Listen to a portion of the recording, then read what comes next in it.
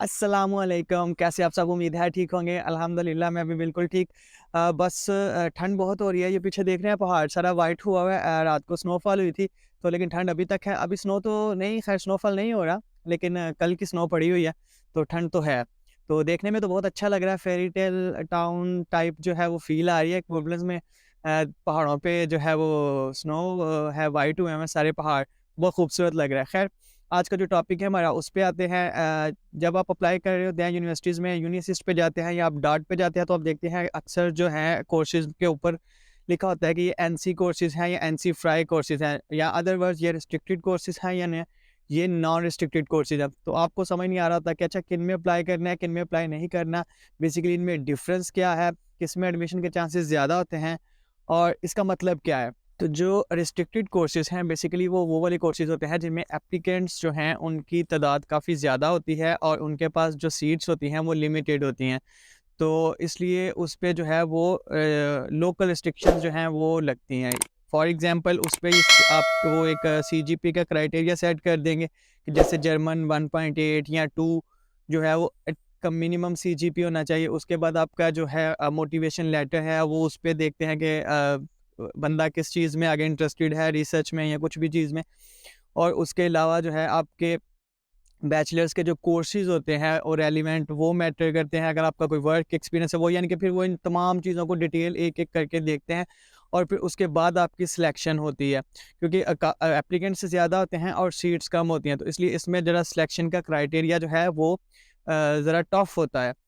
तो और दूसरी तरफ जो नॉन रिस्ट्रिक्टेड कोर्सेज़ हैं बेसिकली उसमें ये होता है कि उनके पास सीट्स तो होती हैं लेकिन एप्लीकेंट्स इनफ नहीं होते। तो वो फिर क्या करते हैं कि जो लोकल रिस्ट्रिक्शंस हैं उनको ख़त्म कर देते हैं। मीन्स के जो सीजीपीए की रिक्वायरमेंट होती है उसको ख़त्म करके जेनेरिक कर देते हैं कि फॉर एग्जांपल अगर कोई बंदा सॉफ्टवेयर इंजीनियरिंग बैचलर्स में की है और आगे मास्टर्स में भी उसने सॉफ्टवेयर इंजीनियरिंग करनी है, तो उसके लिए वो सीजीपीए का क्राइटेरिया ख़त्म कर देंगे। उसके लिए वो ये है कि सिर्फ़ उसके पास बैचलर्स की डिग्री होना लाज़मी है, ठीक है?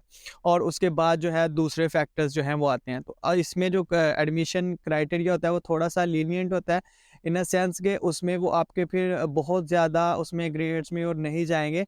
लेकिन अगर आप जेनेरिकली क्वालीफाई कर रहे हैं उस कोर्स में, मीन्स कि आपका जो सब्जेक्ट रेलेवेंसी है वो मैटर करती है, जो सब्जेक्ट उनको चाहिए वो आपने पढ़े हुए हैं। इवन कि अगर आपके उसमें एवरेज ग्रेड है, तो भी आपको वो क्वालीफाई आप कर जाओगे और आपकी दूसरी चीज़ों को, फैक्टर्स को देख के आपको एडमिशन दे देंगे। इन शॉर्ट कि अगर आप उसकी रिक्वायरमेंट्स को पूरा कर रहे हैं, आइल्स की रिक्वायरमेंट उनकी पूरी कर रहे हैं, कोर्स रेलेवेंसी की जो है वो रिक्वायरमेंट पूरी कर रहे हैं, तो आपका एडमिशन ऑलमोस्ट गारंटीड होता है। तो खैर उसमें अनटिल के बहुत ज़्यादा उसमें भी स्टूडेंट्स अप्लाई ना कर दें तो उसमें भी फिर रिजेक्शन का चांस हो सकता है। लेकिन उसमें जो है वो 90% यही होता है कि आपका एडमिशन हो जाता है। अच्छा, अब अप्लाई किस में करना चाहिए और किस में नहीं करना चाहिए, तो मैं रिकमेंड करूँगा कि दोनों में अप्लाई करो, लेकिन रिस्ट्रिक्टेड कोर्स में तभी अप्लाई करो जब आपको पूरा यकीन हो कि मेरा जो सीजीपीए की रिक्वायरमेंट है वो मीट कर रही है, उसके साथ मेरा मोटिवेशन लेटर बहुत अच्छा है और बाकी फैक्टर्स जो है मैं एलिजिबल आप समझते हैं उस कोर्स के लिए, आप सेटिस्फाई हैं खुद पहले, तो फिर आप अप्लाई करें, तो इंशाल्लाह आपका उधर भी एडमिशन हो जाएगा। और इस तरह जो नॉन रिस्ट्रिक्टेड है उसमें भी आप अप्लाई करें, लेकिन इसका मतलब ये नहीं है कि नॉन रिस्ट्रिक्टेड है तो आप अप्लाई करते जाएँ सारे कोर्सेज़ में।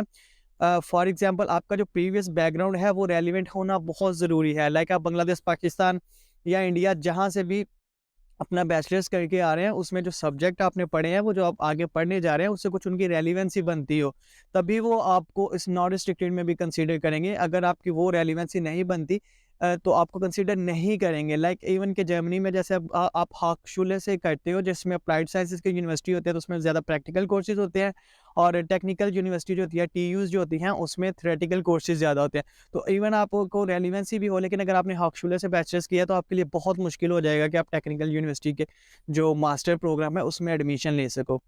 तो बात मकसद समझाने की है कि रेलेवेंसी मैटर करेगी, लेकिन नॉन रिस्ट्रिक्टेड में वो जेनेरिक हो जाएगा और जो रिस्ट्रिक्टेड है उसमें सीजीपीए की रिक्वायरमेंट्स आएगी। इवन कि अगर आप क्वालीफाई कर भी रहे होगे, हर चीज़ में आपका सीजीपीए सब कुछ परफेक्ट होगा, फिर भी आपको कंपेयर किया जाएगा दूसरे कैंडिडेट्स के साथ और बेटर कैंडिडेट्स चूज़ किए जाएंगे।